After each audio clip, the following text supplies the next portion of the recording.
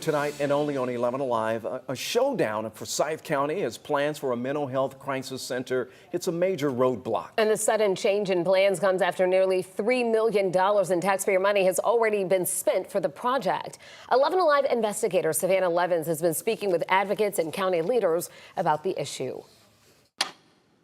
3 minutes. I lost my son to mental illness.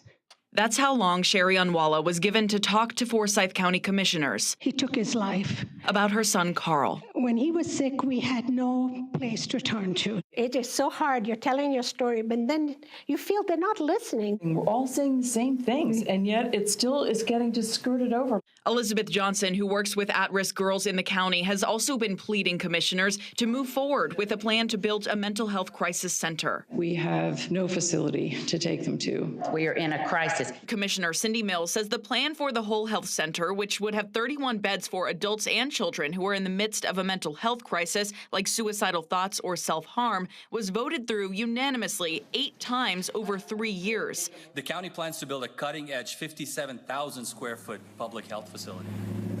With nearly $3 million taxpayer dollars already invested.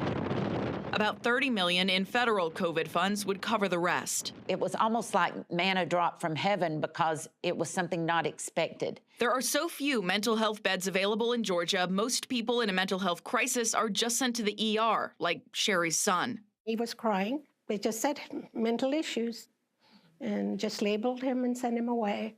He came home, and within a few days, he took his life. The whole health center seemed to be a solution. But Mills says in the last few months, her fellow commissioners suggested putting the money elsewhere. Why wait 3 years to bring it up? I believe that it's the stigma. A stigma stakeholders like Mary Schaefer with the National Alliance on Mental Illness says was fodder in the May primary election. This is false. It is not a mental institution. It is a crisis intervention center. Chairman John, can we try to catch you after executive session?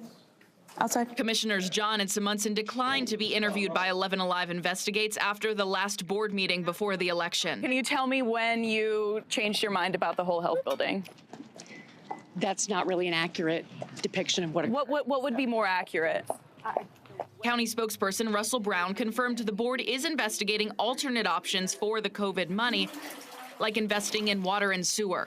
A lot of infrastructure options, and all of those have been vetted, investigated, and looked at to see what the right options are. If all these options have been vetted and investigated, how come none of them have been brought forward in meetings yet? This is the first time I'm even hearing about this. Yeah, so there's been a lot of discussions internally with the county on that. Advocates fear the time has passed to save the project. What hope is there that this can happen in the future with taxpayer money? Never. Never. Never. This is our one shot. 3 minutes. The time allotted for a mother's plea. They just have to look at us and listen to us and know there is a need. The exact length of this story. And time's up.